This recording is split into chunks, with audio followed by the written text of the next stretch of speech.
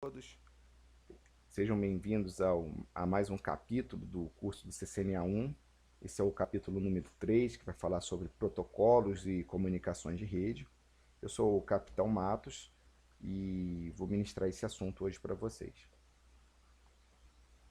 Esse vídeo ele vai estar disponível depois nesse site aqui, tá? Nesse canal lá no YouTube. Então, como objetivo do nosso capítulo 3, a gente vai entender como é que funcionam as regras para facilitar a comunicação. Eu vou explicar também algumas funções de algumas organizações que padronizam alguns protocolos de rede para ajudar a facilitar com que diversas empresas que produzem esses equipamentos de rede trabalhem com esses equipamentos e esses equipamentos se comuniquem. E vou explicar também, né, no final vou estar fazendo uma demonstração como é que funciona uma comunicação de rede num dispositivo real, no meu dispositivo. Para isso eu vou estar utilizando um software chamado Wireshark, e aí eu peço até para vocês verem esse vídeo de como é que instala esse software para a gente poder utilizar esse software no final, tá bom?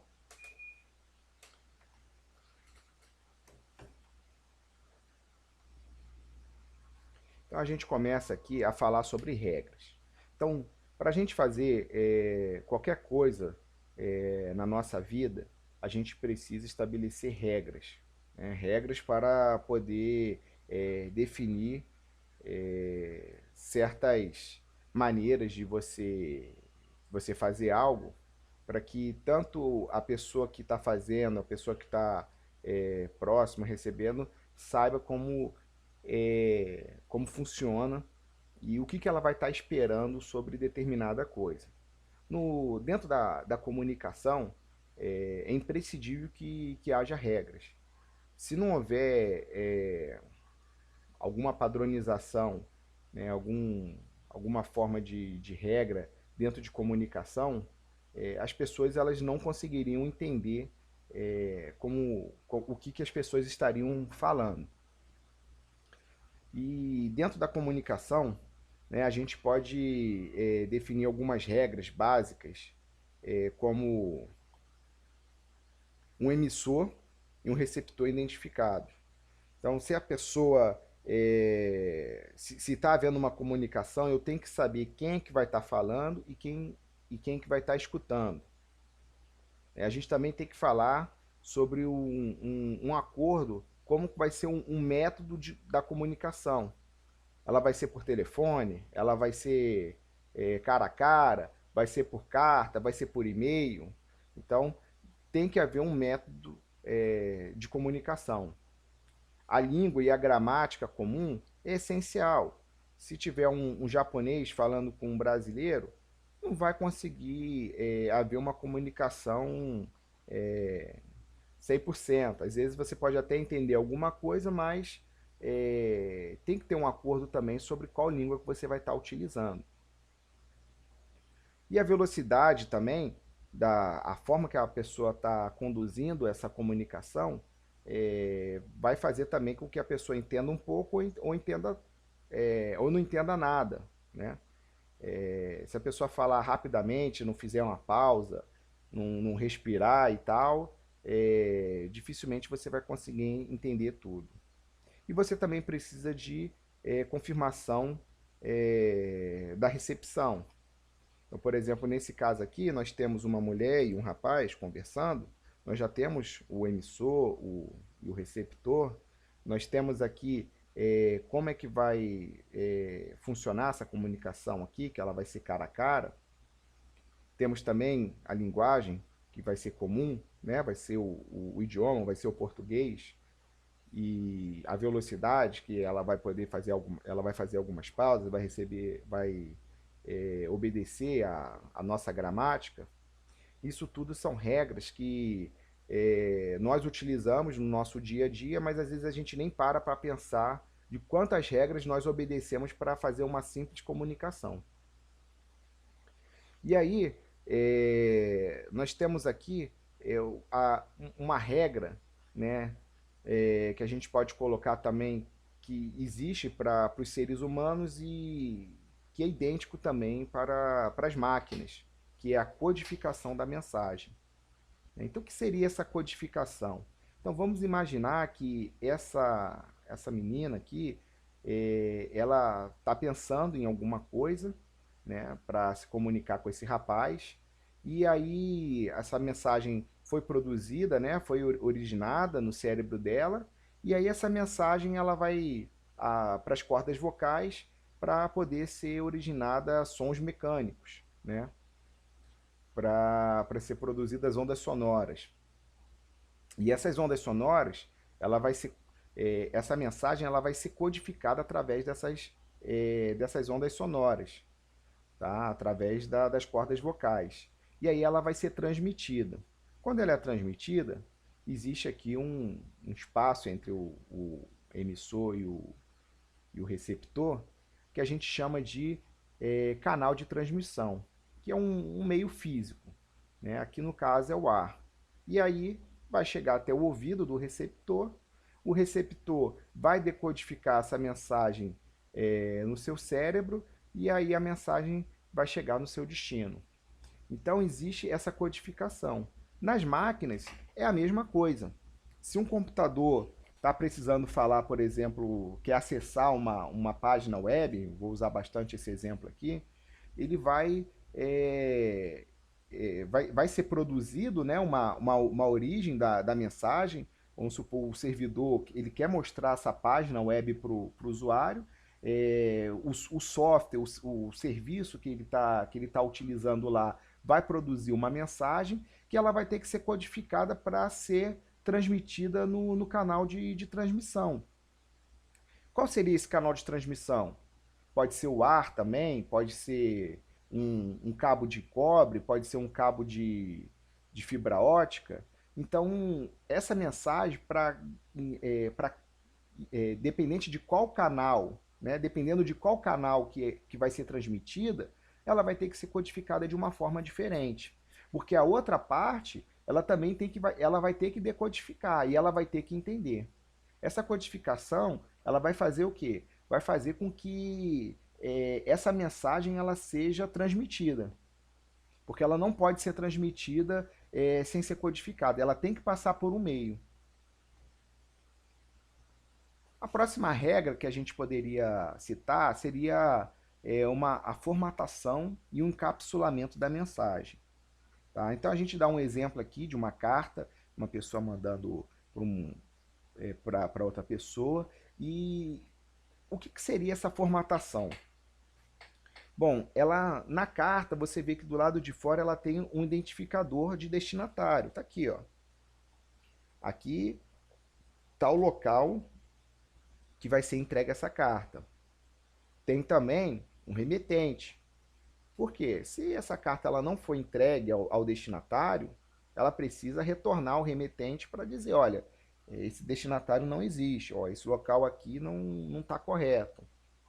Ela precisa também de uma saudação, um cumprimento. Então, para você iniciar uma conversação dentro de uma carta, geralmente tem um cumprimento. Depois vem o conteúdo da mensagem, né, que é o corpo do texto, a frase de encerramento e aqui o identificador do remetente. Essa aqui é a formatação, né? Você precisa seguir um formato padrão para você poder se comunicar. E o encapsulamento? O que seria esse encapsulamento? Isso aqui, né? Esses três aqui, o conteúdo da mensagem, o cabeçalho e a conclusão, ela vai estar dentro desse pacotinho aqui dentro dessa carta, para poder preservar, né, a mensagem. Senão o carteiro ele iria ler a sua mensagem toda. E aí você encapsula o papel dentro do envelope para poder protegê-lo. Da mesma forma, existe, é, existe no computador, nas máquinas. Quando você vai transmitir uma mensagem, né, aquele servidor web lá, aquela página que você quer acessar e ela está se comunicando com você, ela vai mandar algumas mensagens para você que a gente poderia tentar abstrair, né, e imaginar que fossem envelopes também.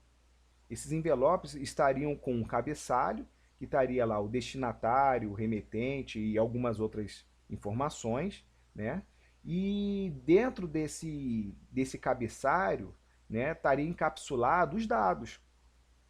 Aquela página web que você acessa, que tem imagem, que tem texto, que tem vídeo e etc., ela vai estar dentro desse cabeçalho. Esse cabeçalho ele vai estar protegendo e, faz, e fazendo com que os roteadores, os switches, por exemplo, saibam para onde que essa mensagem tem que ir, porque lá vai estar algumas informações importantíssimas, como a origem, o destino, a porta, é, o endereço IP.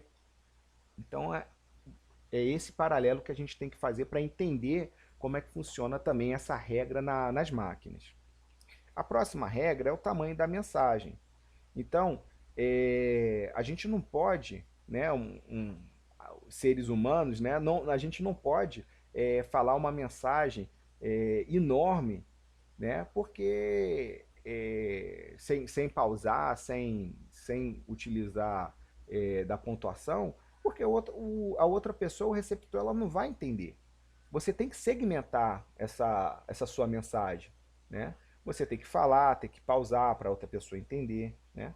Para ela até ela te dar um feedback se entendeu ou não. E aí você vai exigindo vai acontecendo essa comunicação. Na linguagem das máquinas, isso funciona também, é idêntico. Existe um processo chamado de segmentação que os dados, quando ele vem bruto, ele vem um dado gigante. E aí, se você transmitir um dado gigante, imagine você baixando um dado, um vídeo, por exemplo, de 1 giga. Se esse dado viesse 1 giga sem estar segmentado e acontecesse algum probleminha nessa transmissão, você não ia conseguir ver esse vídeo. Se esse dado ele vier segmentado, você consegue, né, receber, e se acontecer algum problema, existe como a máquina que vai estar recebendo, ela informar, olha, tal segmento, né, que esses segmentos a gente vai ver depois, eles são numerados, o segmento número tal eu não consegui receber. Então existe o envio novamente dessa informação. O tempo da mensagem, né, também é uma forma de você também exigir uma regra. Então, lá, o método de acesso, controle de fluxo, você tem que respeitar esse tipo de regra para que a comunicação exista, né? E o tempo limite da resposta. Então, se você fala e o outro não responde, né, não te dá nenhum feedback, você vai pensar que ele ou não entendeu, ou que entendeu, você vai ficar em dúvida. Então tem que ter uma resposta também do receptor, para que essa comunicação exista. E aí aqui a gente tem já alguns conceitos sobre opções de entrega da mensagem. Tá? Existe a mensagem que ela é a unicast, né? Vejam, a unicast é como se fosse essa pessoa aqui seria a emissora e esse aqui seria o receptor. Seria uma entrega de 1 para 1. Tá? Uma conversa de 1 para 1. Seria aqui como se nessa máquina aqui, ó, esse computador aqui, o origem, estaria se comunicando com esse computador aqui que é o destino. Então eles estão fazendo uma comunicação de 1 para 1. Quando você acessa um site web, você está se comunicando diretamente com o servidor. Então é uma comunicação unicast. A próxima comunicação seria a multicast. A multicast seria a comunicação de um para alguns. Então, essa mulher aqui estaria falando com essas duas pessoas aqui, esse rapaz e essa menina. Então, eles estariam conversando em particular ou estariam num local mais reservado, conversando, sendo que essas duas pessoas aqui não estariam escutando. Na linguagem de máquina, seria o quê? Esse computador origem conversando com esses dois computadores. Tá, mas como é que um computador conversa com dois? É só a gente imaginar uma videoconferência. A gente está fazendo um Skype aqui, e aqui tem mais duas pessoas dentro desse aplicativo do Skype, conversando com essa pessoa. Então, é uma forma de comunicação em multicast. E broadcast seria um para todos. Então, ela estaria falando, não sei, no microfone, se fosse muita gente, ou com essas pessoas aqui que estão na sala, ela estaria gritando e todas as pessoas estariam entendendo o que essa pessoa estaria falando. E aqui na linguagem de máquina, a mesma coisa, seria esse computador conversando com todos os computadores. Um exemplo de mensagem de broadcast nas máquinas seria quando você liga o seu computador e o seu computador ele precisa pegar o endereço IP. Eu não sei se vocês já viram lá na propriedade lá de redes, aparece lá que o seu computador ele pegou um IP por DHCP, que é um servidor que fica na sua rede local, e ele tem a missão de definir qual IP será de qual computador. Ele ajuda muito o trabalho do administrador, e aí, quando a sua máquina conecta, ela não sabe quais desses computadores aqui é o servidor DHCP. Então ela manda uma mensagem broadcast tentando descobrir. Aí ela fala, olha, oi, eu sou a máquina X e gostaria de saber quem é o servidor DHCP. Aí essa máquina aqui não ela vai descartar, ela fala, olha, eu não sou, não vou nem responder. Essa máquina aqui é o servidor DHCP, então ela responde, olha, oi, eu sou o servidor DHCP. E aí vai acontecer uns outros processos de comunicação que até essa máquina aqui pegue o endereço IP. Mas nesse primeiro processo, ela vai estar se comunicando em broadcast, até ela descobrir quem é a máquina, o servidor DHCP. Bom, então essas são as regras que vão estar regendo as comunicações. E aí a gente começa a ver alguma coisa sobre camadas, né? Aí aqui ele coloca aqui em cima a camada de conteúdo, que seria a origem da mensagem, né, daquela pessoa lá perguntando onde que está o café, né, originada pelo cérebro e tal. E aí, para essa mensagem ela ter um entendimento da outra parte, ela tem que passar por alguns protocolos, por algumas regras. Que regras seriam essas? Usar o mesmo idioma, cada um aguardar a sua vez, avise quando você terminar de falar, não sei o quê. Então essa aqui seria a camada de regras. Seria a camada onde esse está o café, né, seria trabalhado de uma melhor forma para que haja um entendimento do receptor. E a camada física, que é a última camada, ela seria que estaria acontecendo essa movimentação da comunicação. Então, o conteúdo já existe, as regras também, e tem que haver essa movimentação para esse onde está o café chegar aqui no receptor. Essa é a camada física. E aí a gente vê assim, para que servem esses protocolos de rede. Então, a mensagem ela vai ser formatada, ela vai ser estruturada, vai haver mensagens de erros e sistemas que vão ser passados entre dispositivos, então tem que ter um protocolo para poder acontecer, para ser uma regra de como que é essas mensagens de erro. Mensagem de erro 1 é tal coisa, mensagem de erro 2 é outra coisa. E configuração e término das sessões de transferência de dados. Então, quando uma pessoa terminar de falar, ela vai avisar, olha, terminei de falar. A máquina terminar de transmitir, ela vai também avisar que terminou de transmitir. E aí tem que ter uma interação desses protocolos, né?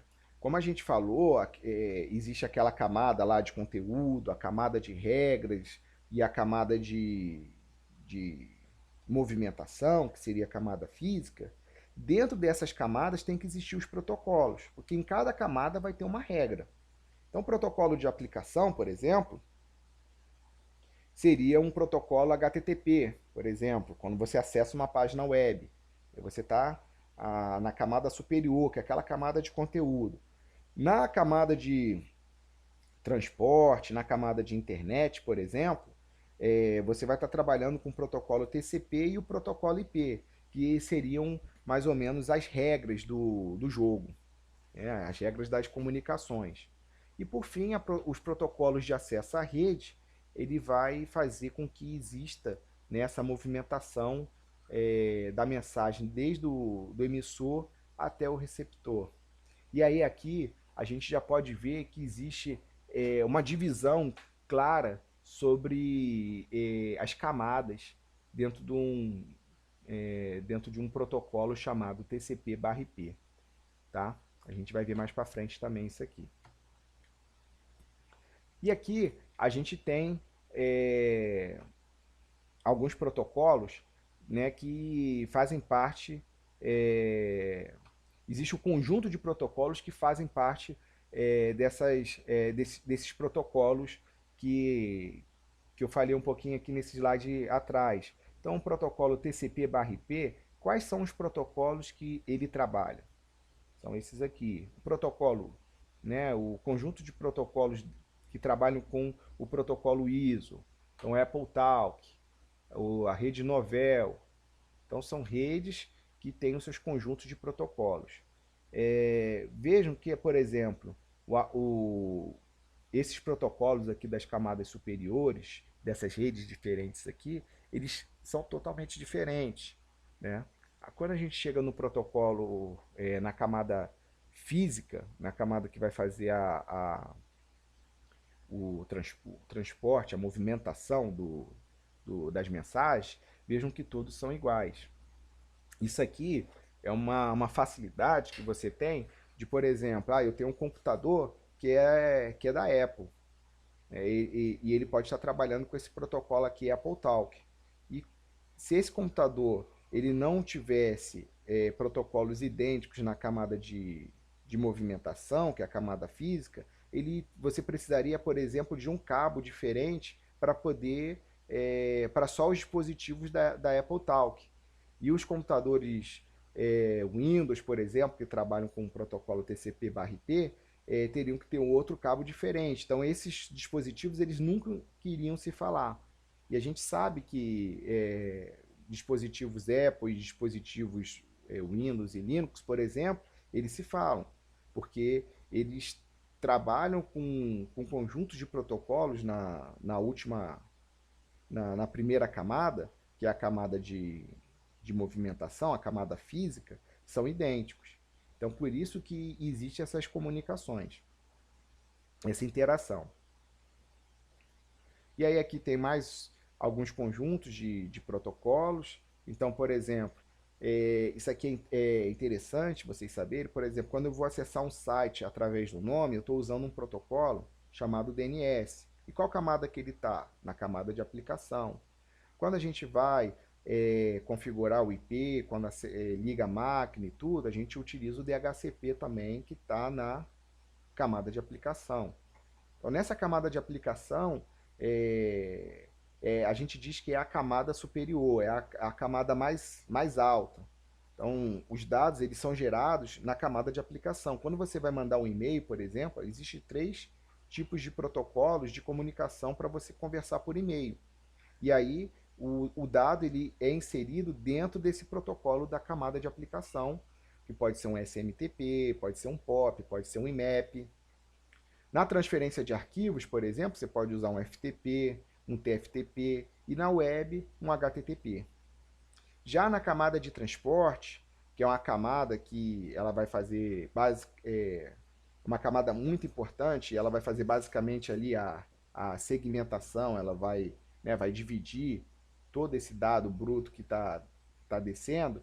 Então ele trabalha com dois e vai fazer também a multiplexação, né, que é fazer diversos, fazer com um canal de comunicação ele não seja é, de um computador só. Diversos dispositivos poderão utilizar esse canal de comunicação. Então ele tem dois tipos de protocolos, que é o TCP, que é muito conhecido, e o UDP. Já na camada de internet, que a gente diz que é a camada número 3, né? Depois a gente vai ver por que isso, ele tem o protocolo IP, que é muito conhecido, né? O protocolo NAT, o protocolo ICMP, alguns protocolos de roteamento, que é o SPF, o EGRP, e a camada de acesso à rede, que é aquela camada que faz a movimentação, que faz a mensagem sair de um lugar e para o outro. Existem outros desses protocolos aqui, sendo o mais utilizado, né, dentro de uma LAN, por exemplo, que a gente conhece, é o protocolo Ethernet. E aqui existe alguns protocolos e padrões de rede, né? Existe a I3E, existe o ITU, a IANA, IETF. Cada organização dessa faz uma padronização de um protocolo diferente. E para que essa padronização? Justamente para que outros fabricantes, né, diversos fabricantes, eles têm que seguir um determinado protocolo para existir essa comunicação. Essa comunicação de hardwares diferentes, placas de rede diferentes, dispositivos diferentes, ela tem que seguir uma padronização para que todo mundo consiga se falar. Então, uma placa de rede HP, por exemplo, ela tem que se falar com uma placa de rede da Tricom, ou uma placa de rede da D-Link, por exemplo. E aí aqui são algumas organizações com padrões abertos, né? Algumas assim que eu considero mais relevantes para a gente, a ITF, que protocolos, por exemplo, como o TCP, são eles que padronizam. A I3E, a internet, a rede Wi-Fi da sua casa, a rede cabeada é padronizada pela essa agência aqui, essa organização, a I3E. E a ISO, a gente conhece muito bem, que ela faz diversas padronizações. O mais relevante que ela fez assim para a rede, né, que a gente conhece, é o modelo OSI. Aí aqui está como existem as normas, como é que é feito os grupos de trabalho, né, são diversas pessoas, são diversos engenheiros espalhados pelo mundo que ajudam a fazer essa padronização. Aí aqui algumas informações sobre a I3E.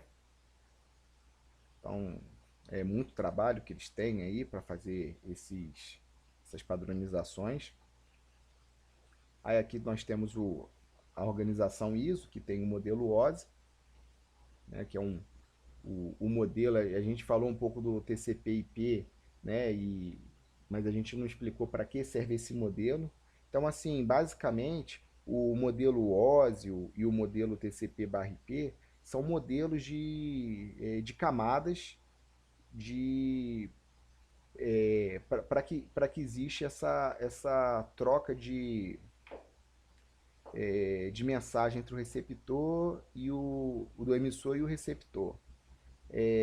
Essas mensagens elas são divididas em diversas camadas porque é mais fácil a gente dividir por camadas e colocar protocolos em cada camada para a gente poder entender como é que é o processo de comunicação. E se acontecer algum erro, por exemplo, a gente vai identificar em qual tipo de camada esse erro aconteceu. E aí a gente consegue pegar um problemão, né? Não está havendo a comunicação, a internet não está funcionando. E aí a gente consegue segmentar esse problema para que ele vire um problema pequeno e a gente consiga resolver.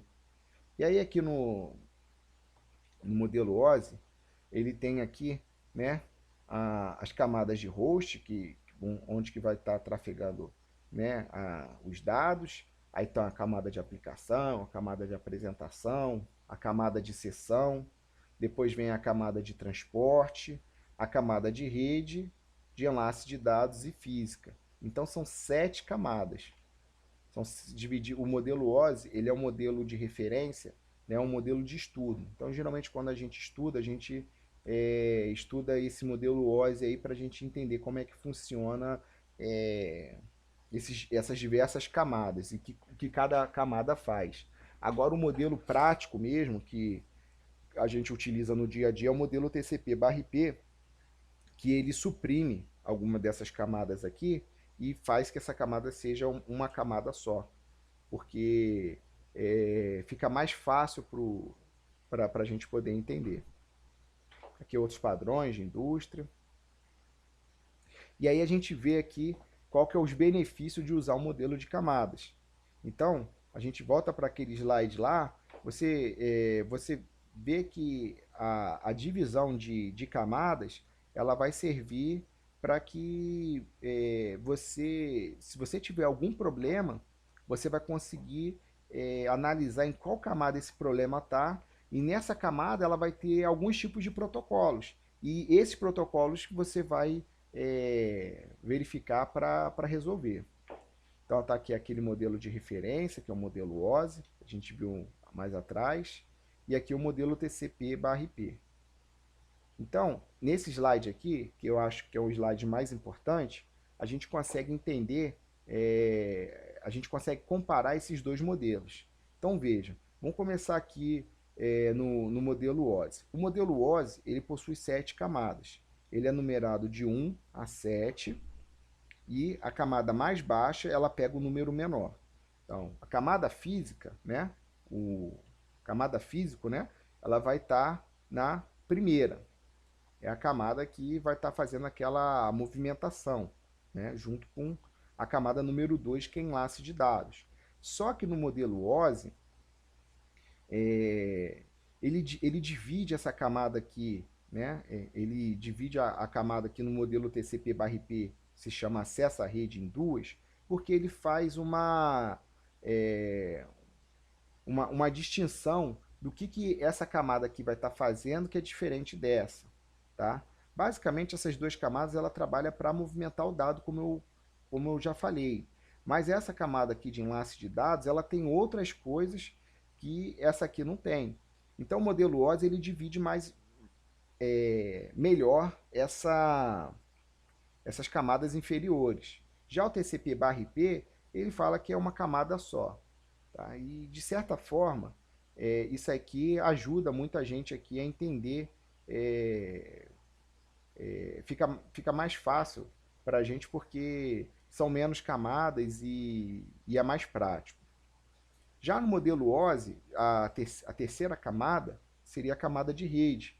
Aquela camada que tem o IP, que faz coloca o endereço lógico e tal. No modelo TCP/IP, é uma camada só também, só que é a camada de internet. Algumas provas, eu já verifiquei isso, pode acontecer, né? Você tem que saber os dois modelos, o nome da camada dos dois modelos. Eu já vi em alguma prova, e eu quase caí, né, nessa questão, que era uma pegadinha, ele perguntava qual que era a camada do modelo TCP/IP que tem o protocolo, por exemplo, IP. Quando você lê a questão assim, às vezes você não fica ligado que ele está procurando o modelo TCP/IP. E aí ele coloca lá, resposta A, rede, resposta B, enlace de dados, resposta C, transporte, resposta D, internet. E aí, como a gente fala muito no modelo OSI, você vai lá marcar direto no rede. Mas rede é dentro do modelo OSI. No modelo TCP/IP, o nome é internet, apesar que sejam as mesmas coisas, tá bom? Já no modelo OSI, a camada superior, aquela camada que tem um protocolo TCP, que tem um protocolo DP, ela se chama transporte, tanto no OSI quanto no TCP/IP. Aí depois, as camadas superiores, que é a camada que vai estar trabalhando com os dados da aplicação, no modelo OSI ele tem mais três camadas, que é a camada 5 a sessão, a 6 a apresentação e a 7 a aplicação. Cada camada dessa, ela faz uma coisa diferente, mas na prática mesmo, você até se complica de tantas camadas assim, e o modelo TCP ele engloba essas três camadas numa camada só, a camada aplicação. Vejam que só o modelo OSI ele tem os números das camadas. No modelo TCP/IP não tem, mas é comum, tá? É uma regra também. Nós, assim, que trabalhamos com redes, a gente vai estar sempre a gente vai se referenciar uma camada pelo seu número. Então, por exemplo, como é que ficaria aqui no caso da camada de aplicação? Seria camada 5, 6 e 7? Não, aqui é a camada 7. Uma regra, a gente estabelece sempre que a- na comparação, a camada superior,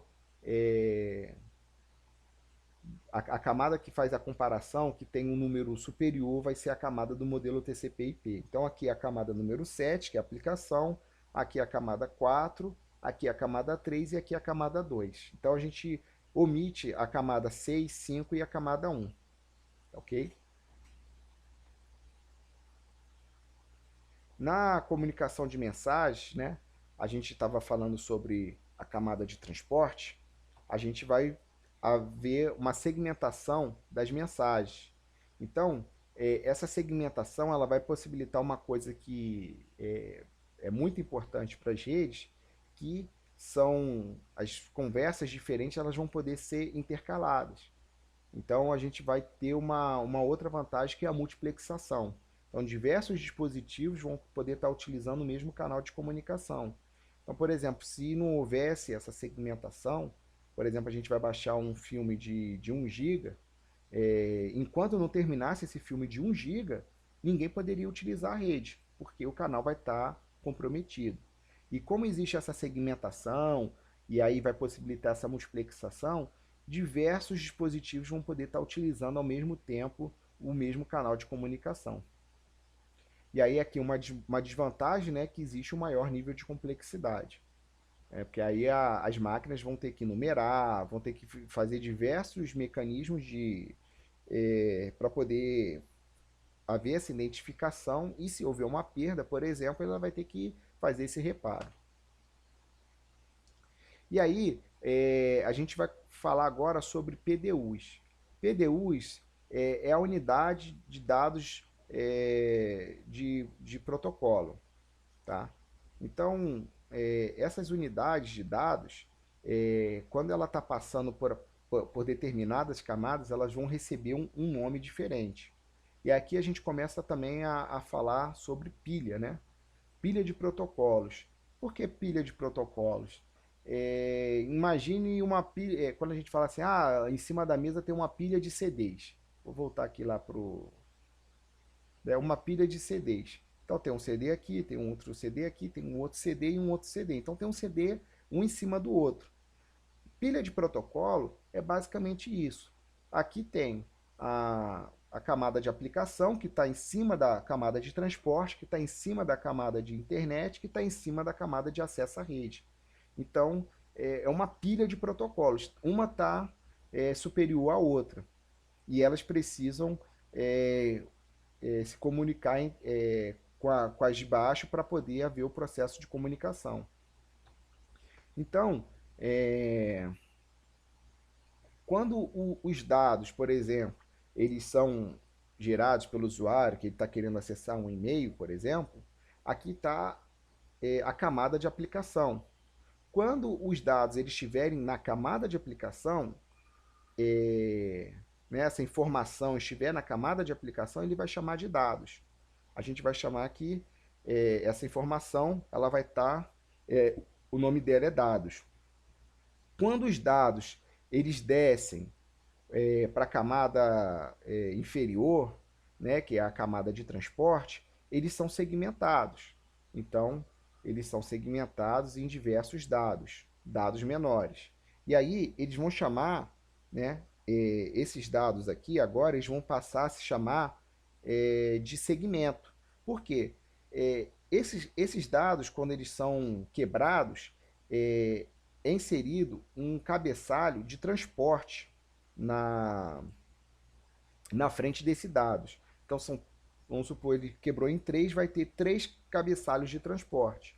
E aí, quando esse dado possui um cabeçalho de transporte na frente, ele se chama de segmento.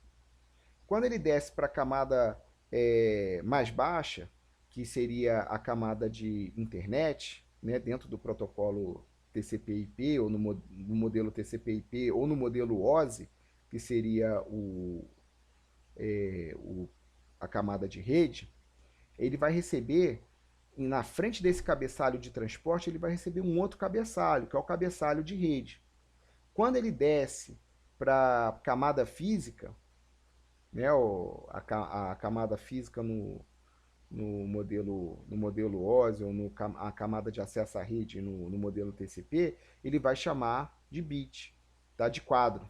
Tá? Ele vai estar aqui no quadro, ele vai receber um quadro, né, porque vai receber um cabeçalho de quadro na frente do cabeçalho de rede e um trailer de quadro na sua retaguarda, e aí depois ele vai descer para o meio físico, que vai se tornar em bits, vai se tornar 1 0 e vai haver essa comunicação. Então, essas PDUs, né, elas possuem nomes em cada camada, tá? Quando ele estiver em cada camada, ele vai ter um nome diferente e vai receber um cabeçalho.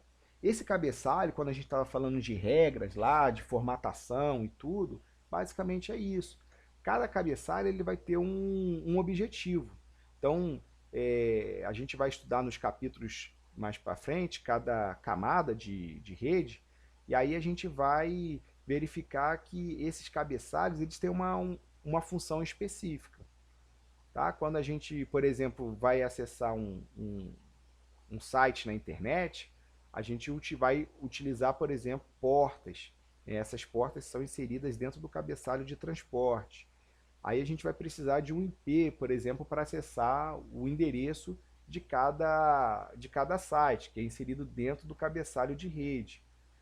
E a gente vai precisar de um quadro, né? De um cabeçalho de quadro para colocar qual que é o endereço MAC de início, de origem, e qual é o endereço MAC de destino. Então, cada camada dessa ela vai ter um cabeçalho, e dentro desse cabeçalho tem uma função. Aí aqui está aí por isso que a gente fala de encapsulamento, né? Então os dados eles são gerados pelo usuário para acessar, por exemplo, o e-mail.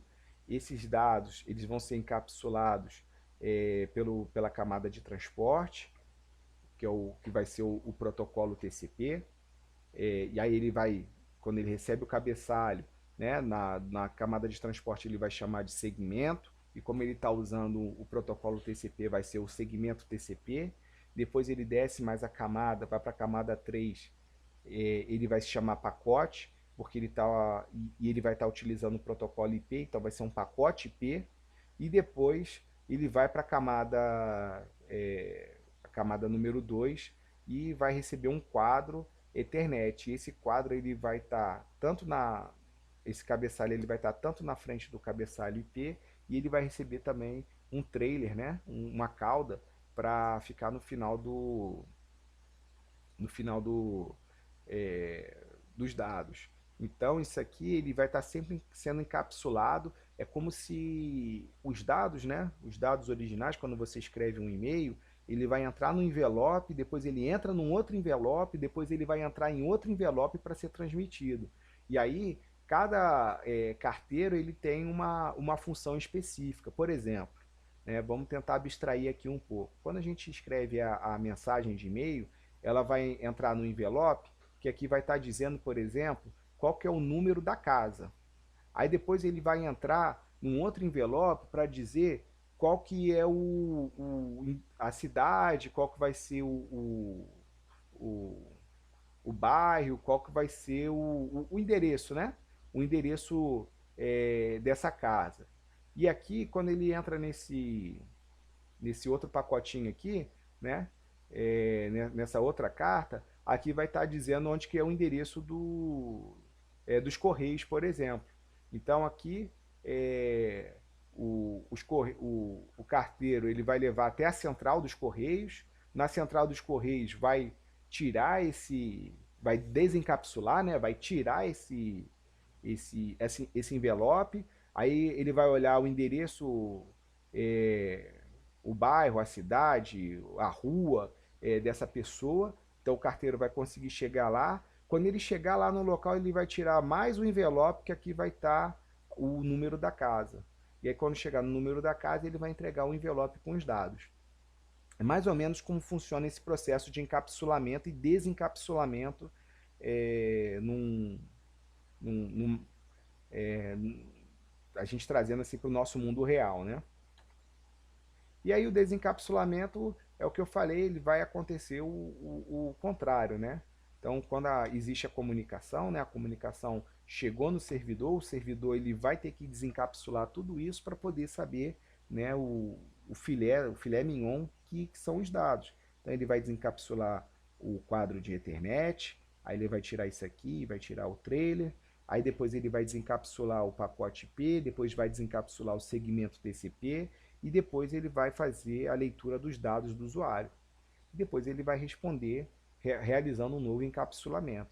Então, para ver a comunicação, ele vai sempre estar utilizando esse modelo aqui de PDUs. Tá? Então, vai estar sempre, a gente sempre tem que estar se referenciando, né, o nome correto de cada PDU. Se ele estiver trabalhando na camada de transporte, ele vai ser um segmento, na camada 3 um pacote, na camada 2 um quadro. Geralmente as pessoas sempre falam que é pacote, né? Ah, eu estou transmitindo um pacote. Aí você está transmitindo um bit, né? Porque o bit que ele vai sair da sua placa de rede. E aí, quando você move os dados na rede, né, você vai estar sempre é, movendo os bits, né, que é a camada física, mas tendo diversos outros encapsulamentos aqui que vão estar dentro um dentro do outro. E aí, a gente vê assim, dentro dessas camadas, né, nós temos endereço de rede, que é o endereço IP de origem e o endereço IP de destino, que é na camada 3. Nós temos endereço de enlace de dados, que é o endereço MAC da sua placa de rede. Tá? E aí a gente também fala que o endereço de rede é o endereço lógico. Tá? O endereço lógico é porque você pode configurar ele com o endereço que você quiser. O endereço físico, né, a gente diz que é um endereço físico porque ele vem fisicamente na sua placa de rede. Quando você compra uma placa de rede, esse endereço ele já vem marcado na sua placa. Ó, o endereço físico dessa placa é esse. Você pode mudar, não deve mudar, né? Mas é o endereço que ele vem marcado na sua placa de rede. Por isso que o nome é físico. E aí aqui nós temos a PDU de dados, nós temos aquela PDU que é o segmento, né? Não, aqui já é o PDU IP, a gente está falando do pacote, que tem, é, basicamente, a gente tem aqui o endereço de origem de rede e o endereço de destino de rede, que é o endereço lógico. E aqui ele faz uma diferença aqui, porque a rede, né, a gente vai ver isso mais para frente, dependendo da sua máscara de rede, ele vai dividir o seu endereço IP em endereço de rede e endereço de host. Então, o endereço de rede seria basicamente ali o bairro que você está. E o endereço de host seria a rua. Tá? Então, ele consegue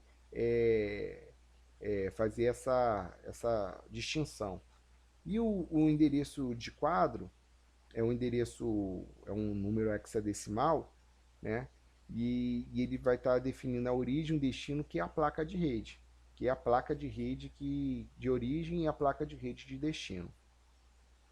E isso aqui é quando você está se comunicando com um dispositivo na mesma rede. Então tem o PC1 aqui e o PC1 ele quer falar com o servidor FTP. Eles estão dentro da mesma rede. Então o cabeçalho de quadro, né, a placa de rede desse computador e a placa de rede desse computador vão fazer a movimentação desses bits, tá bom? Quando o recurso é em redes remotas, tá? Você precisa tá trabalhando numa rede, quer se comunicar com uma rede diferente da sua. Quando você vai se comunicar é, na, na camada na camada física, você vai colocar o endereço de rede do gateway, tá? Você não vai colocar o endereço de gateway, você não precisa saber qual que é o endereço físico desse servidor web. Você precisa apenas saber o endereço lógico dele, que é esse IP aqui. Mas para fazer a movimentação é, do, dos dados, você precisa saber só o endereço do gateway, que é a porta de saída da sua rede. Aí você só tem que saber isso aqui e deixa o roteador fazer o resto do trabalho. Aí aqui ele mostra aqui, né, o PC1 querendo falar com o servidor web. Então ele coloca aqui, ó, como origem o endereço MAC dele e o destino ele vai colocar o endereço MAC do R1, tá? Que é esse endereço aqui. Mas vejam que no endereço lógico ele vai colocar o endereço de origem dele, que é o 192.168.1.110, e ele vai usar o endereço de destino do servidor web. Então quando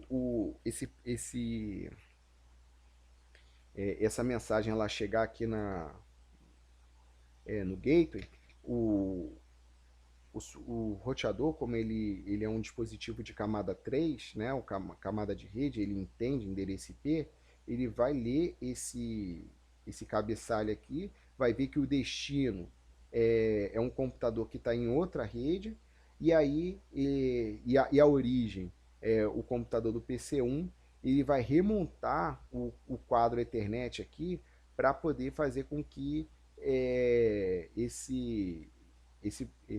essa mensagem chega até o servidor web. Então ele vai colocar aqui depois o endereço de origem do R1 e vai colocar o endereço de destino, o endereço MAC do R2. Ele vai botar tudo 2 aqui. Vamos ver se tem aqui mais para frente. Não, não tem. Ele vai colocar tudo 2 aqui no endereço de destino, né, que é o endereço MAC do R2, e vai mandar a mensagem para R2. Quando o R2 abrir o pacote, ele vai ver que o endereço de origem vai ser o 192.168.1, que é o PC1. A rede de destino vai ser 172.16.1.99, que é o servidor web. E ele vai ter que fazer também a troca do endereço MAC, que é o que movimenta a rede. Então ele vai botar o endereço de origem, o MAC dele, tudo 2, e vai colocar o endereço de destino do servidor web, que seria esse AB, CD, EF, 123456. E aí a mensagem vai chegar no servidor web. Quando chegar no servidor web, o servidor web vai fazer a resposta. E aí ele vai ter que mexer tanto no destino de origem destino, que agora a origem vai ser ele vai colocar o IP dele, e o destino vai ser o que era a origem, que era o PC1, que é 192.168.1.110. E aí depois, quando essa mensagem voltar, ela vai estar ela vai estar trocando os endereços MACs, quando passar pelo R2, quando passar pelo R1, até chegar no PC1. Então aqui a gente vai fazer uma prática aqui, vai usar o Wireshark para exibir o tráfego da rede. Então eu vou abrir aqui o meu Wireshark.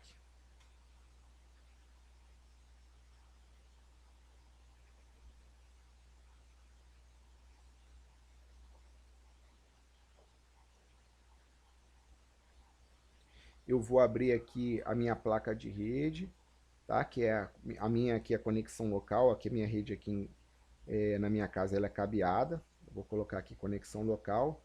E agora ele já está fazendo a captura dos pacotes que passam pela minha placa de rede local. Eu vou acessar um site aqui, por exemplo, www.uol.com.br. Abriu a página da UOL. E agora eu vou parar aqui a captura. Aqui em cima eu tenho como filtrar essa captura. Então eu quero fazer um filtro de HTTP, tá? Que é o site que eu entrei. Vou dar Enter aqui e pronto, está aqui todos os protocolos HTTP, tá? Então, aqui, ó, vejam que no Wireshark nós temos aqui a origem, o destino, o protocolo, tá? E aqui a informação que seria mais ou menos os dados. Então vamos ver aqui. Quando eu tentei acessar o site do UOL, por exemplo, eu tentei estabelecer uma conexão HTTP, tá? Deixa eu ver se eu acho aqui a primeira conexão.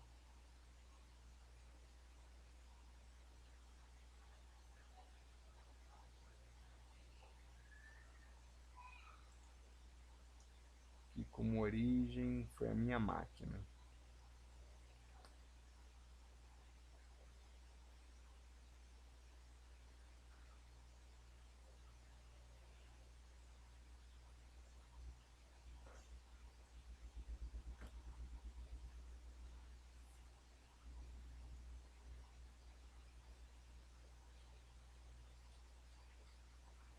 Eu acho que eu tenho que rolar um outro filtro para poder achar aqui como origem a minha máquina. Porque aqui eu estou capturando a resposta do servidor da UOL. Aqui a origem é o IP do servidor UOL. Aqui o destino é a minha máquina e aqui é o protocolo. Aqui embaixo, vejam, eu tenho aqui essa comunicação por camadas. Então veja aqui, ó, o frame, que é o quadro, seria a camada número 2. Então aqui a gente pode ver algumas informações importantes.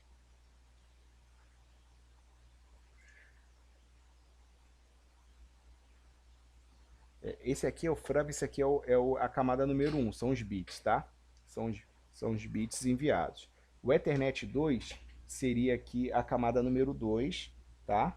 E aí, o que é importante na camada número 2 que a gente consegue identificar? É o endereço MAC de origem, tá? Ele dá até o nome aqui, ó. E o número do endereço MAC. E o destino, tá? Que aqui é o meu computador. Aqui a gente tem a camada superior, depois da camada número 2, que aqui seria a camada número 3. Ó. Veja aqui, ó, internet, camada de internet. E aí aqui a gente tem a informação importante que são os endereços IPs. Aqui é o endereço IP de origem, que é esse aqui, tá? Então, eu consegui ver que eu não estou tendo uma comunicação direta com o site da UOL. Eu estou tendo direto a minha comunicação primeiro é com o meu Firewall, que é esse Sonic Wall aqui. A minha outra comunicação seria aqui, ó, que eu vejo por IP. O IP, esse IP aqui é o IP real do meu Firewall, e esse aqui é o IP de destino da minha máquina local. Tá? O Firewall, depois ele faz uma comunicação com o servidor UOL. Por isso que a gente não está vendo aqui essa comunicação direta. Depois a gente passa para a camada TCP, né? Camada TCP não, a camada de transporte, que ele utiliza o protocolo TCP.